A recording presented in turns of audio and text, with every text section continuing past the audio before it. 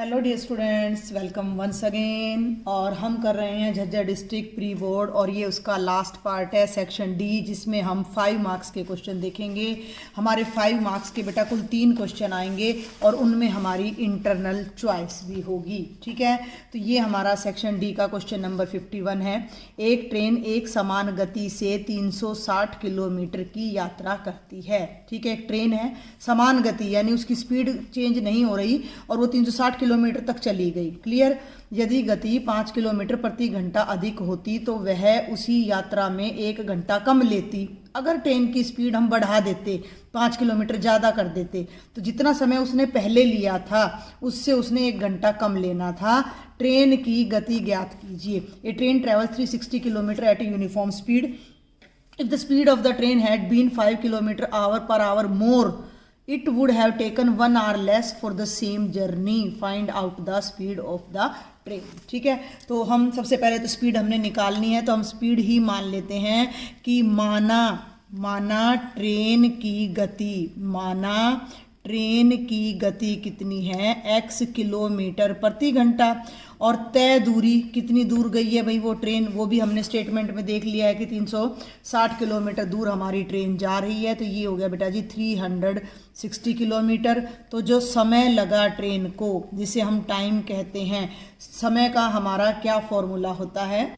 समय का हमारा फॉर्मूला हो जाता है दूरी बटे में चाल, यानी कि डिस्टेंस बाय में स्पीड, यानी कि 360/x। तो ये ट्रेन द्वारा शुरू में लिया गया समय है। ठीक है, अब क्वेश्चन क्या उठता है कि यदि ट्रेन की गति 5 किलोमीटर बढ़ जाती, यदि ट्रेन की गति, यहाँ भी एक ही मात्रा आनी थी, यदि ट्रेन की गति 5 किलोमीटर प्रति घंटा अधिक होती, यदि ट्रेन की गति 5 किलोमीटर प्रति घंटा अधिक होती तो नई गति या नई स्पीड, पहली स्पीड कितनी थी, x थी, नई कितनी हो गई भाई, x + 5 किलोमीटर। दूरी कितनी है, वही है 360 किलोमीटर। नया समय जो ट्रेन ने लिया उसको हमने t2 मान लिया, तो वो हो गया 360/x + 5। ये 2 समय ट्रेन ने लिए। अब इन्हीं के बीच में रिलेशन है कि जब स्पीड ज़्यादा होती तो ट्रेन ने 1 घंटा कम लेना था। यानी कि अगर यहाँ ट्रेन चलने में 9 घंटे ले रही है तो यहाँ उसी ट्रेन को चलने में, पूरा दूर तक जाने में 8 ही घंटे लग रहे हैं। कहने का मतलब क्या है कि T1 घटा T2 कितना है, 1 है। T1 घटा T2, जिसको ये बात समझ आ गई, यहाँ तो कुछ भी नहीं है, गति दे रखी, दूरी दे रखी, समय निकाल लिया, गति दे रखी, दूरी दे रखी, समय निकाल लिया। अब दोनों में 1 घंटे का फर्क है। T1 ज़्यादा समय ले रहा था, स्पीड बढ़ते ही समय कम हो गया। अब यहाँ ये वैल्यू रख लो, ये रहा T1, यानी कि 360/x घटा 360/x = 5 बराबर है 1। लेफ्ट साइड में लघुत्तम ले लो, लेफ्ट साइड में लघुत्तम ले लो, x ब्रैकेट x = 5, एलसीएम लिया, x से x कट गया, 360 के ब्रैकेट में आ जाएगा x = 5। ठीक है, माइनस x + 5 से x + 5 कैंसिल हो गया, 360 x से मल्टीप्लाई हो जाएगा, ये बनेगा 360x = 1। ऊपर सॉल्व करो, 360 को x से मल्टीप्लाई करो, 360x 36 पंजे होता है 180, तो ये बन गया 1800 घटा 360x।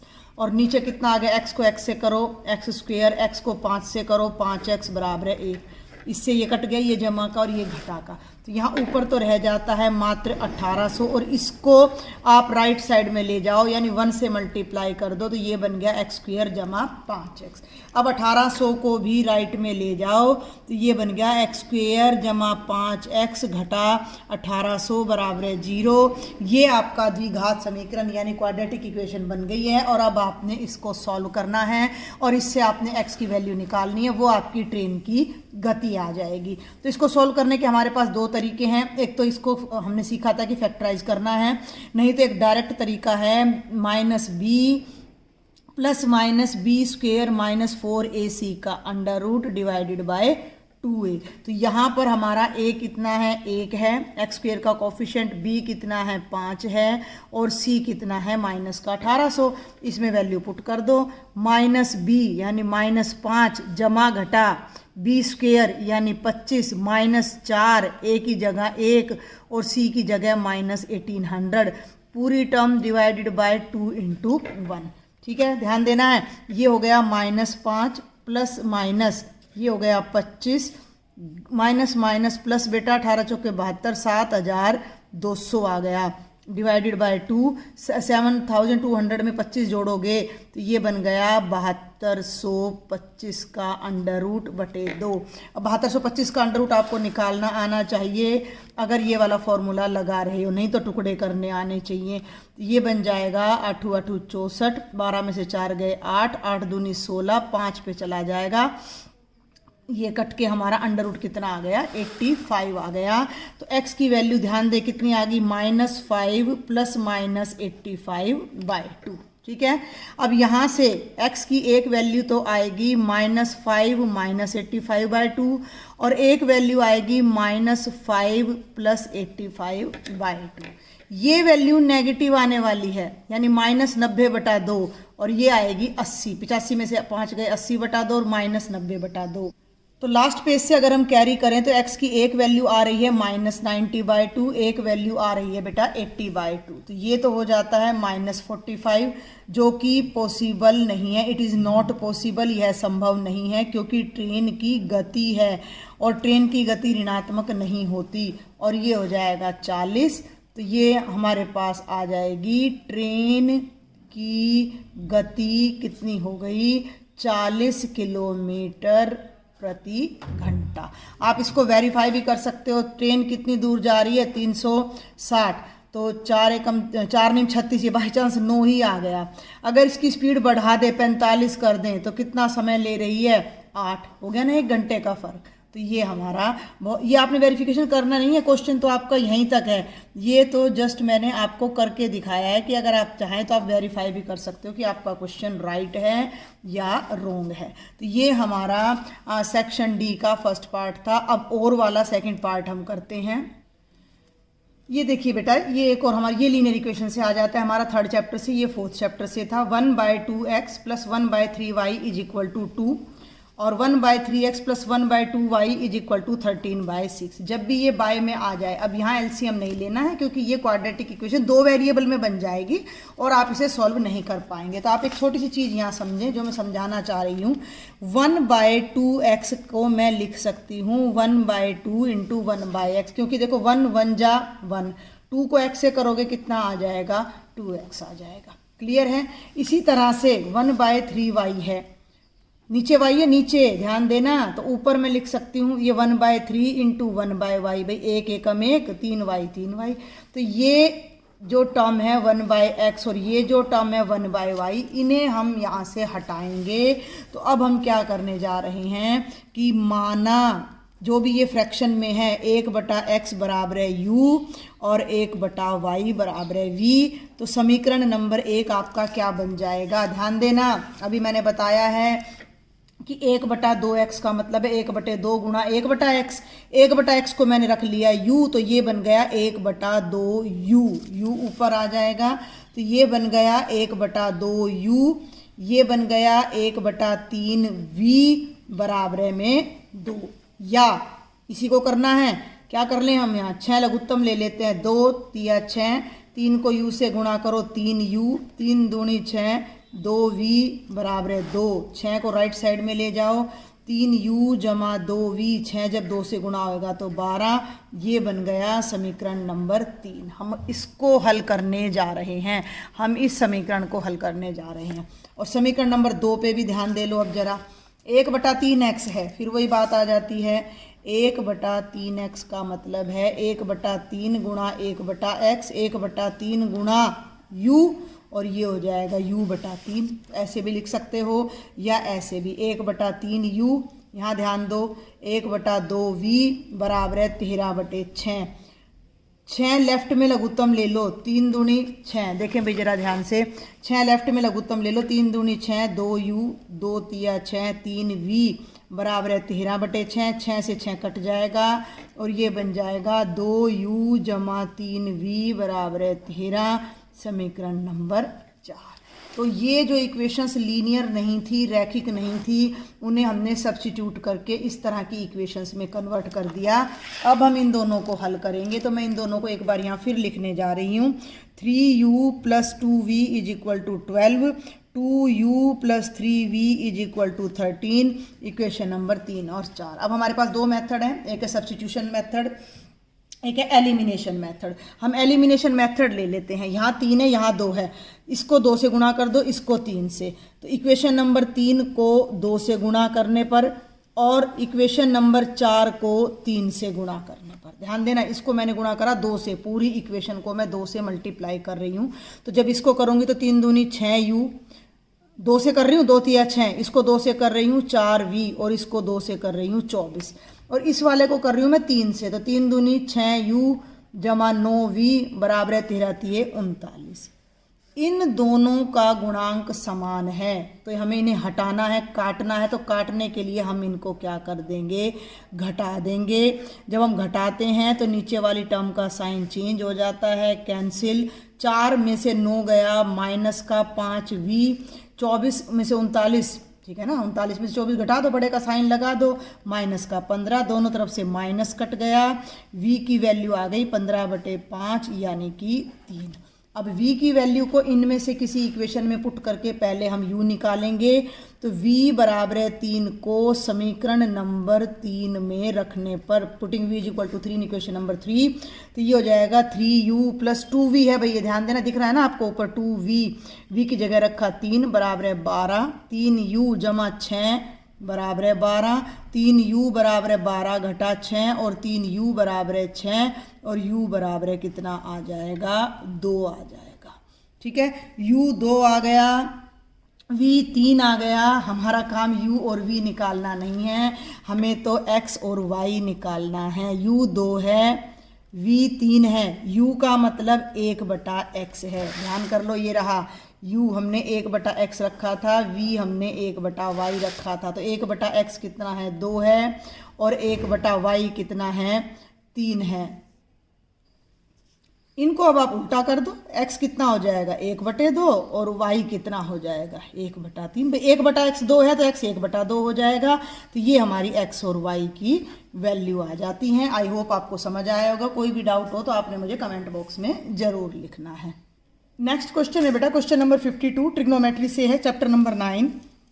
तूफान से टूटा हुआ पेड़ और टूटा हुआ हिस्सा झुकता है, जिससे पेड़ का शीर्ष जमीन को छूता है और उसके साथ 30 डिग्री का कोण बनाता है। पेड़ के पाद से उस बिंदु तक की दूरी जहां शीर्ष जमीन को छूता है 8 मीटर है। पेड़ की ऊंचाई ज्ञात करो। बेटा मान लीजिए कि अगर ये एक सीधा पेड़ है, देखो यहाँ रफ कॉपी पे बताती हूँ, ये पूरा एक पेड़ है और ये यहाँ से टूट गया, तो टूट कर जो ये ऊपर वाला हिस्सा था वो यहाँ गिर गया नीचे, तो ये पेड़ भाई टूट के यहाँ गिर गया। ठीक है, तो अब ये क्या कहता है कि 30 डिग्री का जो टूटा हुआ हिस्सा, ये यहाँ 30 डिग्री का कोण बना रहा है। पेड़ के पाद से, ये पेड़ का फुट पॉइंट है, उस बिंदु तक की दूरी, ये दूरी कितनी है 8 मीटर है।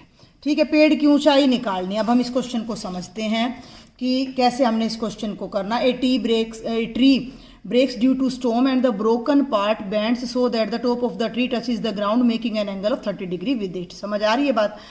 The distance between the foot of the tree to the point where the top touches the ground is 8 meter। Find out the height of the tree। तो आपको ना इस तरह के क्वेश्चन में थोड़ा सा एक्सप्लेन करने की ज़रूरत है, क्योंकि ये एक तो 5 मार्क्स का क्वेश्चन है। तो ये हमने मान लिया कि ये ट्री का तना है जो टूटा हुआ है और टूट कर जो गिर गया है वो BC है।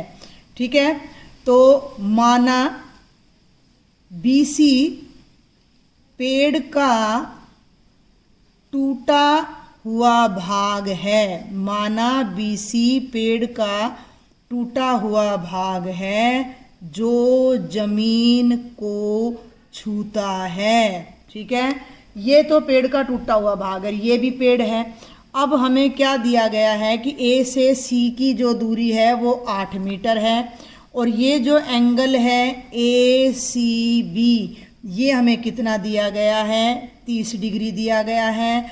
और अगर हमें पेड़ की ऊंचाई ज्ञात करनी है तो ध्यान देना, ये जमा ये आएगी, पेड़ की ऊंचाई आएगी AB जमा BC, क्योंकि पेड़ यहाँ था और ये यहाँ से टूट कर ये पेड़ आपका नीचे गिरा है।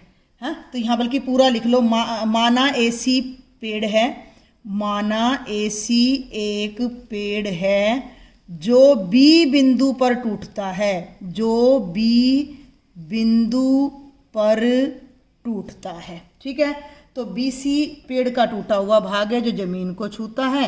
तो ये कितनी हो गई, 8 मीटर हो गई। अब काम क्या है, अब काम है पेड़ की ऊंचाई निकालना। पेड़ की ऊंचाई निकालने का मतलब AB निकालना और BC निकालना, तो 2 काम है अब आपके पास। अब ये एक समकोण त्रिभुज है, तो हम यहाँ लिख देंगे त्रिभुज ABC क्या है, एक समकोण त्रिभुज है जिसका आधार तो हमें पता है, लंब निकालना और कर्ण निकालना है। तो देखो भाई, आधार पता है, लंब निकालना है तो टेंजेंट यूज होएगा, आधार पता है, कर्ण निकालना है तो कॉस यूज होएगा। तो ठीक है, तो हम जानते हैं, हम जानते हैं कि टेंजेंट थीटा क्या होता है, लंब बटे आधार। ठीक है, इस समकोण त्रिभुज में तो थीटा की जगह तो हो गया C, लंब कितना हो गया AB, आधार कितना हो गया AC। ठीक है, बहुत आराम से समझाने की कोशिश कर रही हूँ मैं। टेंजेंट 30 बराबर है AB बटा 8, टेंजेंट 30 का मतलब 1 बटा वर्गमूल 3 बराबर है AB बटा 8, आर पार गुणा कर दो, 8 को इधर ले आओ तो AB हो गया 8 बटे वर्गमूल 3। नीचे वर्गमूल नहीं आना चाहिए तो हम इसका कर देंगे परिमेयीकरण, क्योंकि ये अपरिमेय संख्या है। तो ये हो गया 8 वर्गमूल 3 बटे 3 मीटर। तो ये तो आ गई AB की लंबाई। क्लियर है। अब हमें आधार पता है और कर्ण निकालना है तो हम यूज करेंगे कोस थीटा। तो कोस C कितना हो जाएगा, ये हो जाएगा आधार बटे कर्ण, आधार है AC, कर्ण है BC, तो ये हो जाएगा AC बटे BC। तो ये हो गया cos 30 डिग्री, AC 8 है, BC हमें नहीं पता। cos 30 की वैल्यू होती है वर्गमूल 3 बटा 2 बराबर है 8 बटे BC। आर पर गुणा कर दो भाई, इसको यहाँ ले जाओ, ये हो जाएगा वर्गमूल 3 गुणा BC और इसको यहाँ ले जाओ 2 गुणा 8, 8 दूनी 16, BC की वैल्यू आ जाएगी 16 और ये वर्गमूल 3 नीचे आ जाएगा। फिर से इसका कर दो परिमेयीकरण, तो ये हो जाएगा, दिख रहा है ना आपको, 16 वर्गमूल 3 बटे 3 मीटर। ये AC, ये BC। हमें पेड़ की ऊंचाई ज्ञात करनी है तो वो अब आप यहाँ ज्ञात कर दो। पेड़ की ऊंचाई बराबर है AC जमा BC। AC कितना है, अभी ऊपर हमने निकाला 8 वर्गमूल 3 बटा 3 है, वीडियो थोड़ा पीछे करके देख लेना। 16 वर्गमूल 3 बटा 3 है, आधार बराबर है, लघुत्तम लेने की जरूरत नहीं है, तो ये बन जाएगा 8 वर्गमूल 3 जमा 16 वर्गमूल 3 बटे 3। 8x जमा 16x 24x, तो ये बन जाएगा 24 वर्गमूल 3 बटे 3, 3 से 24 कट जाएगा, तो जो पेड़ की ऊंचाई है वो आ जाएगी 8 वर्गमूल 3 मीटर। तो ये हमारा बहुत ही आसान सा क्वेश्चन था ट्रिग्नोमेट्री में से। इसी के और पार्ट में एक और क्वेश्चन है हमारा, वो भी ट्रिग्नोमेट्री से है। नदी के पार एक पुल पर, नदी के पार एक नदी है, उसके पार एक पुल है, नदी के मतलब नदी के इधर से उधर तक एक पुल जा रहा है। एक बिंदु से के अवनमन कोण नदी के विपरीत किनारों पर क्रमशः 30 डिग्री और 45 डिग्री हैं। इंग्लिश में पढ़ते हैं, from A point on a bridge across a river. ठीक है, the angle of depression of the banks on opposite sides of the river is 30 degree and 45 degree. ये क्या कह रहा है कि भैया ये तो आपकी नदी है, ये नदी के ऊपर ऐसे करके कहीं से आपका भाई मान लीजिए ये पुल जा रहा है।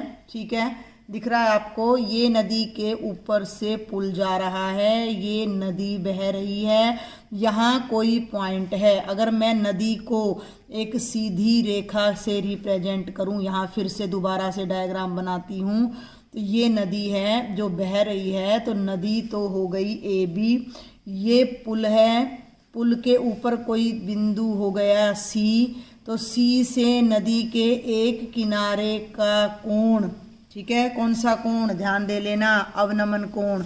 अवनमन कोण क्या होता है कि यहाँ पर एक स्ट्रेट लाइन खींचे तो ये एंगल 30 डिग्री है, और यहीं बैठकर कोई आदमी, मान लो कोई आदमी पुल पे चढ़ा हुआ है और वो नदी के इस किनारे को देखता है, तो उसका जो ये एंगल है वो 30 डिग्री बन रहा है, और जब वो इस किनारे को देख रहा है तो ये एंगल उसका बन रहा है 45 डिग्री। कहानी समझ आई आपको यहाँ तक? अगर पुल किनारे से 3 मीटर की ऊंचाई पर है, किनारे से 3 है, तो यहाँ से भी 3 ही पाएगा पुल तो, ठीक है। हम ये मान के चल रहे हैं कि पूरा पुल अपना यही है, तो किनारे से 3 मीटर की ऊंचाई पर है, तो ये जो हाइट है हमारी वो कितनी है? 3 मीटर। हम पुल को स्ट्रेट मान के चल रहे हैं, ऐसे झुकावदार नहीं, ठीक है। पुल को स्ट्रेट लेके चल रहे हैं, तो नदी की चौड़ाई ज्ञात कीजिए, ठीक है। तो नदी की चौड़ाई कितनी है? AB, हमने AB निकालनी है। तो ये हमारा क्वेश्चन नंबर का और पार्ट है, क्वेश्चन नंबर 52 का। तो माना AB एक नदी है, माना AB एक नदी है तथा पुल पर स्थित कोई बिंदु C है। पुल पर स्थित कोई बिंदु C है। क्लियर हो गया? यहाँ तक क्लियर हो गया? पुल को हम नाम दे देते हैं XY। ध्यान देना मैं क्या कर रही हूँ, XY पुल है, XY पुल है। क्लियर है? समझ आ रही है बात यहाँ तक? अकॉर्डिंग टू क्वेश्चन, प्रश्न में अवनमन कोण बताया है, ध्यान देना। अवनमन का मतलब ये वाला कोण, एंगल XCA कितना है? 30 डिग्री है, और एंगल YCB, एंगल YCB कितना है? 45 डिग्री। अब आप एक बात का ध्यान करो कि XY और AB समानांतर है, XY और AB समानांतर हैं, इसका मतलब ये वाला कोण और ये वाला कोण क्या होगा? बराबर होगा, क्योंकि AC तिर्यक रेखा है। तो यहाँ लिख भी दो, वह AC क्या है? तिर्यक रेखा है। तो ये जो एंगल है, एंगल और ये angle, angle CAB, angle CAB किसके बराबर हो जाएगा? XCA के, और XCA कितना है? 30 डिग्री। और सिमिलरली इसी प्रकार का चिन्ह होता है, एंगल CBA कितना हो जाएगा? 45 डिग्री। एंगल CBA कितना हो जाएगा? 45। क्योंकि हमें वास्तव में तो चाहिए ये अंदर वाले कोण, हमें दे रखे हैं ये अवनमन कोण, तो ये कोण और ये कोण बराबर है, ये कोण और ये कोण बराबर है। तो अब हमारे ट्रायंगल के अंदर के दो एंगल आ गए, एक 30 का एक 45 का। हमने नदी की चौड़ाई ज्ञात करनी है, इस बिंदु को हमने M मान लिया। अब हमारे पास दो अलग अलग त्रिभुज आ जाते हैं। ये भी लिख देना, CM की लंबाई कितनी है, जो जो दे रखा है सब लिख दो, CM 3 मीटर। अब उठा लो बारी बारी से दो त्रिभुज, पहले इस त्रिभुज को उठा लो, AM की वैल्यू निकालो, फिर इस त्रिभुज को उठा लो, MB की वैल्यू निकालो, और दोनों को जोड़ दो। तो समकोण त्रिभुज AMC में, ये जरूर लिख देना, समकोण त्रिभुज AMC में लंब पता है, आधार निकालना है, तो क्या आ जाएगा? टेंजेंट। तो टेंजेंट A बराबर है लंब बटे आधार। लंब का नाम है CM, आधार का नाम है AM। अब ध्यान दो, A का मतलब है 30 डिग्री, CM की वैल्यू कितनी है? 3, AM हमने निकालना है। ये हो जाएगा आपका 1/√3 बराबर है 3 AM। AM को तो यहाँ ले जाओ, क्रॉस मल्टीप्लाई, 1 से गुणा हो जाएगा, और √3 3 से गुणा हो जाएगा, तो AM की वैल्यू आ गई 3√3 मीटर। क्लियर है? अब इधर वाला त्रिभुज पकड़ लो भाई। अब ले लो समकोण, भाई देखो 5 नंबर का क्वेश्चन अच्छे से एक्सप्लेन करना बनता है। समकोण त्रिभुज BMC में क्या आ जाएगा? BMC में फिर से वही टेंजेंट 45 डिग्री, पीछे हम एक्सप्लेन कर चुके हैं ऊपर, यहाँ पर तो टेंजेंट 45 हो जाएगा CM बटा BM। CM बटा BM ये होता है 1, CM है 3, BM हमें पता नहीं, R पर गुणा कर दो, तो BM बराबर है कितना आ गया? 3 मीटर आ गया। AM आ गया, BM आ गया, हमने नदी की चौड़ाई ज्ञात करनी जो कि AB है, तो निकाल दो, बस हो गया सवाल। तो नदी की चौड़ाई बराबर है AB, और वो बनेगी AM जमा BM। AM कितना है? 3√3, BM कितना है? 3, 3 कॉमन ले दो, तो ये बन गया वर्गमूल 3 जमा 1 मीटर। वर्गमूल 3 की वैल्यू याद हो तो रख दो 1.732, ये 2.732, 3 से गुणा कर दो, नहीं तो आप इस क्वेश्चन को यहाँ पर भी छोड़ सकते हो, आपको पूरे नंबर मिल जाएंगे। आगे है बेटा क्वेश्चन नंबर 53 कंस्ट्रक्शन का है। ये कंस्ट्रक्शन मैं पहले भी अपने लेक्चर में करवा चुकी हूँ, तो उसका लिंक मैं डिस्क्रिप्शन बॉक्स में डाल दूंगी। अब मैं आपको रफली ही बता रही हूँ। 5 सेंटीमीटर त्रिज्या वाले एक वृत्त पर स्पर्श रेखाएं खींचिए जो एक दूसरे से 60 डिग्री के कोण पर झुकी हों। देखो क्या है ये क्वेश्चन, ये कहता है कि एक वृत्त है, बस हमें उसकी केवल क्या पता है, त्रिज्या, और उस पर ना 2 रेखाएं खींचनी है, स्पर्श रेखाएं, पता नहीं कहाँ से खींचनी है ये भी नहीं पता, और हमें सिर्फ ये पता है कि उनके बीच का एंगल कितना है, 60 डिग्री।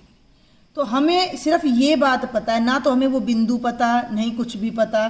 तो अब आप एक बात बताओ कि ये सेंटर है, अगर मैं यहाँ से ये रेडियस डालूँ और यहाँ से ये रेडियस डालूँ तो ये एंगल कितना है, 90, ये एंगल कितना है, 90। तो हमें 3 एंगल, ये एक चतुर्भुज बन गया, ओ ए पी बी, चतुर्भुज बन गया। इसके 3 कोण हमें पता है, 90 60 90, तीनों का जोड़ कितना हो जाएगा, 9 9 18 और 6 24, 240, चारों का योग कितना होता है, 360।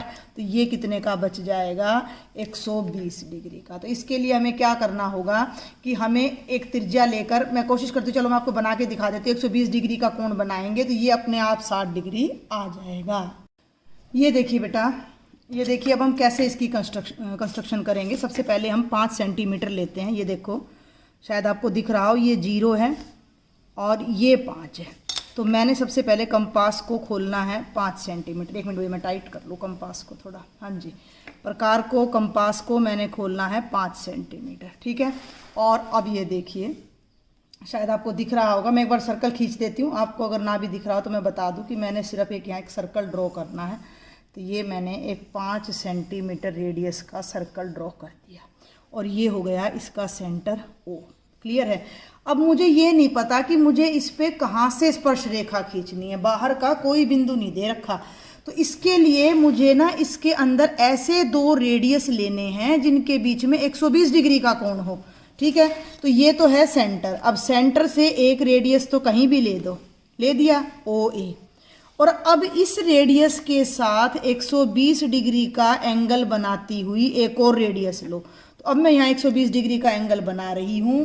तो ये देखिए, ये मैंने आर्क लगाई, आपको दिख रहा होगा, और ये हो गया 60 और ये हो गया 120, ठीक है। और यहाँ पर मैंने डॉट लगाया और मैंने जब इस पेंसिल को इससे मिलाया, ये डॉट को डॉट से मिलाया, तो I get a new radius, जिसके और पहले वाले रेडियस के बीच में जो एंगल है वो कितना है, 120 डिग्री। 2 रेडियस मिल गए हमें। अब आप कहोगे कि भैया आप क्या कर रहे हो, तो देखो जरा हम क्या कर रहे हैं। अब ये एंगल 120 आ गया। अब हमने ये देखा कि रेडियस के ऊपर जो 90 का एंगल बनाती है वो स्पर्श रेखा होती है, और यहाँ 90 का जो एंगल बनाती है वो स्पर्श रेखा। और जब ये कोण 120 बनेगा तो ये कोण ऑटोमेटिकली 60 आ जाएगा। तो अब आप क्या करो, ए पे 90 डिग्री का कोण बनाओ और बी पे 90 डिग्री का कोण बनाओ, ठीक है। समझ रहे हो मेरी बात को। तो ए पे कंपास रखा हमने, 1 मिनट भेज रहा है, कंपास थोड़ा सा गड़बड़ में है। तो देखो भाई, अब ए पे मैंने कंपास रखा और ये मैं अब यहाँ 90 का एंगल बनाने जा रही हूँ। बहुत हल्के हाथ से, बड़ी सफाई से आपने बनाना है, ठीक है। ये आपकी आर्क आ गई, ये हो गया बेटा 60, ये हो गया बेटा 120 और ये इनका मिड, तो ये आ गया 90 का, ठीक है। यहाँ आपने डॉट लगाया, ऐसे डॉट लगा लिया करो, फिर एक डॉट ये लगाया और दोनों डॉट्स को आपने स्केल से मिला देना है। तो ये यहाँ पर एक टेंजेंट बन जाएगा। क्लियर है। और ये एंगल आ गया 90 डिग्री। अच्छे से मिलाना, अभी थोड़ी सी कमी रह गई यहाँ पर मिलने में, ठीक है। अब सेम आपने पॉइंट बी पर भी 90 डिग्री का एंगल ड्रॉ करना है। तो ये यहाँ ड्रॉ किया एंड दिस इज 60, वही 60 का 120, ये 120 से एक चाप लगा दी, एक 60 से लगा दी। तो ये फिर से इसका मध्य बिंदु यानी कि 90 का आ गया। एक डॉट ये है और एक डॉट ये है। तो ये जो है हमारा, जब हम इन दोनों को मिलाएंगे तो एक और स्पर्श रेखा बनेगी। जो इसको वहाँ जाकर मिल रही है, और इन दोनों स्पर्श रेखाओं को जहाँ पर आगे जाके ये मिलती हैं, इस पॉइंट को आपने यहाँ पर नाम दे देना है P। तो ये एंगल अब आपने प्रूव करके दिखाना है कि 100% कितना है, 60 डिग्री का। कैसे है, 90, 120 और 90। अब आपने ये बना दिया, ये तो आपकी कंस्ट्रक्शन हो गई। समझ में आई आपको ये कंस्ट्रक्शन? सर्कल लिया, एक रेडियस ड्रॉ किया 120 के एंगल पे, दूसरा रेडियस ड्रॉ किया, एक 90 का यहाँ ड्रॉ किया और एक 90 का यहाँ। अब ये एंगल आपने दिखाना है कि कैसे आया 90 का। तो आप इस बात को यहाँ लिख दो, क्योंकि OAPB क्या है, एक चतुर्भुज है। OAPB एक चतुर्भुज है, तो एंगल O जमा A जमा B जमा P कितना हो जाएगा, 360 डिग्री। 360 डिग्री हो जाएगा। O कितना है, 120, A कितना है, 90, B कितना है। क्योंकि देखो D से तो माप के हम दिखा नहीं सकते ना, एग्जामिनर हमारे सामने थोड़े ही बैठा है। 90, 90, 180 और 120 कितना हो गया, 300 जमा P बराबर है 360। तो एंगल P कितना हो गया, 360 घटा 300 यानी कि 60 डिग्री। तो ये जो दो स्पर्श रेखाएं हमने खींची हैं, इनके बीच का एंगल 100% कितना आ रहा है, 60 डिग्री आ रहा है। तो ये तो आपकी रचना हो गई। और अब रचना के चरण में नहीं लिखवाऊंगी, क्योंकि ये मैंने चैप्टर पहले भी पूरा करवा रखा है, तो वहाँ से आप जाकर रचना के चरण इसके देख सकते हो या अपने आप से इसको लिख सकते हो। और ये हमारा झज्जर डिस्ट्रिक्ट का जो प्री बोर्ड है उसका लास्ट क्वेश्चन है। सिद्ध कीजिए कि दो संकेंद्रित वृत्तों में बड़े वृत्त की जीवा कोमा जो छोटे वृत्त को स्पर्श करता है स्पर्श बिंदु पर समद्विभाजित होता है। मैं समझाती हूँ क्या कह रहा है ये। Prove that in to concentric circles, ऐसे दो सर्कल जिनका केंद्र समान है, एक ही है, the code of the larger circle, बड़े वृत्त पर तो जीवा है, विच टचेज द स्मॉलर सर्कल, जो कि छोटे वृत्त को छूती है, is bisected at the point of contact. क्या कह रहा है देखो, रफ कॉपी पे बताती हूँ पहले मैं। ये एक छोटा वृत्त है, ये इसका केंद्र है, और इसी केंद्र से हमने एक और बड़ा वृत्त खींच दिया। अब बड़े वृत्त में बहुत सारी जीवाएं खींच सकते हो, दिख रही हैं, लेकिन ऐसी जीवा जो छोटे को स्पर्श करे। तो ए भी एक जीवा है, बड़े की तो जीवा है और छोटे की स्पर्श रेखा है। तो ये कहता है कि इस जीवा ए बी का ये जो एम है ना, ये मध्य बिंदु है। ये आपने सिद्ध करना है कि बड़े वृत्त की जीवा जो कि हो गई ए बी, जो छोटे वृत्त को स्पर्श करती है, आना था, जो छोटे वृत्त को एम पर स्पर्श करती है, कोमा स्पर्श बिंदु पर समद्विभाजित होती है, ये जीवा इस बिंदु पर बाइसेक्ट हो रही है। ये हमने सिद्ध करना है। तो ये हमारा लास्ट क्वेश्चन नंबर 53 है। एक मिनट भाई, हाँ जी दिख रहा है ना आपको? ये देखिए, तो मैंने यहाँ पर एक रफ डायग्राम बना देना है। एक केंद्र, एक सर्कल ये बन गया, और भैया एक सर्कल ये बन गया। तो आप इसको दिया है से करोगे, इस तरह के क्वेश्चन को दिया है ओ केंद्र वाले दो वृत्त हैं, ओ केंद्र वाले दो वृत्त हैं, या आप लिख सकते हो कि दो सकेंद्रीय वृत्त हैं, कॉन्सेंट्रिक सर्कल्स हैं। तो केंद्र हो गया।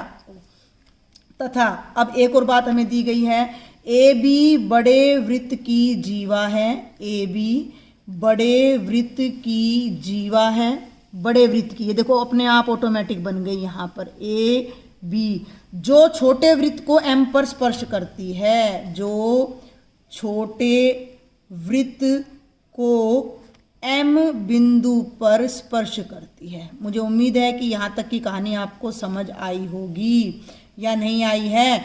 भाई एक केंद्र पर दो वृत्त हैं, ठीक है, ओ केंद्र वाले दो वृत्त हैं, बड़े वृत्त की तो जीवा हो गई ए बी, छोटे वृत्त की स्पर्श रेखा हो गई जो उसको एम बिंदु पर स्पर्श करती है। सिद्ध क्या करना है कि ये जो एम है ना, वो ए बी का मध्य बिंदु है, एम बिंदु ए बी का मिड पॉइंट है, यानी कि ए बी का मध्य बिंदु है। ठीक हो गया, आगे बढ़ूं। एम बिंदु ए बी का मध्य बिंदु है। अब ऐसे तो प्रूव होएगा नहीं, तो इसके लिए कई बार हमें क्या करना पड़ता है, कुछ कंस्ट्रक्शन करनी पड़ती है, कुछ रचना करनी पड़ती है। तो ओ को एम से मिलाया, ओ को ए से मिलाया और ओ को बी से मिलाया, ओ को ए बी व एम से मिलाओ, मिला दिया। ठीक है, अब हम प्रमाण पे आ जाते हैं। कोई मापना नहीं है, कुछ नहीं करना। यहाँ त्रिभुज की सर्वांग समता हमने यूज करनी है। अब आप ये देखो कि आप लोगे त्रिभुज ओ ए एम और त्रिभुज ओ बी एम। तो त्रिभुज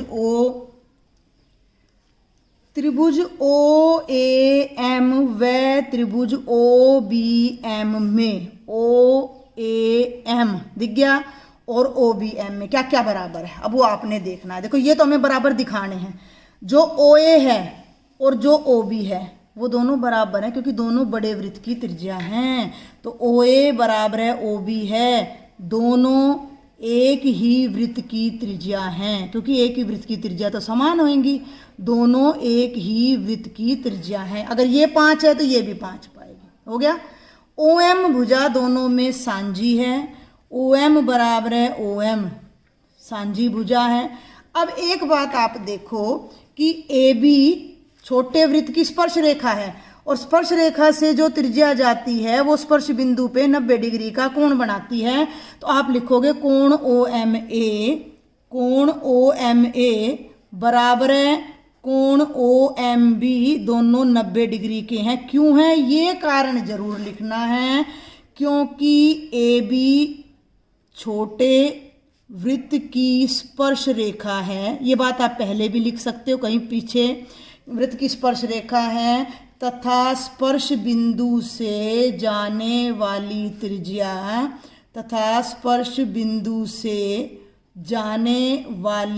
त्रिज्या स्पर्श रेखा पर लंब होती है। स्पर्श रेखा पर, क्योंकि 5 नंबर का क्वेश्चन है, बिना कारण के आप ऐसे लिख दोगे कोई नंबर नहीं मिलेंगे। ये स्पर्श रेखा है, ये स्पर्श बिंदु है, ये त्रिज्या है, तो ओ एम ए बी पर लंब है, अर्थात ओ एम ए बी पर लंब है। अब हमने इन दोनों त्रिभुजों की तुलना की तो इनकी 2 भुजाएं और एक कोण बराबर पाया है और वो कोण है 90 का। और 90 का कोण जब आता है तो आर एच एस के नियम से, तो आर एच एस का मतलब एक तो राइट एंगल बराबर है, राइट एंगल के सामने हाइपोटेन्यूज बराबर है दोनों का, और एक साइड बराबर है। तो आर एच एस सर्वांग समता नियम से ये दोनों त्रिभुज क्या हो गए, सर्वांग सम हो गए। त्रिभुज ओ ए एम सर्वांग सम यानी कॉन्ग्रुएंट त्रिभुज ओ बी एम, और जब 2 त्रिभुज सर्वांग सम हो गए तो उनके सभी संगत अंग समान होंगे। तो ए एम किसके बराबर हो जाएगा, एम बी के।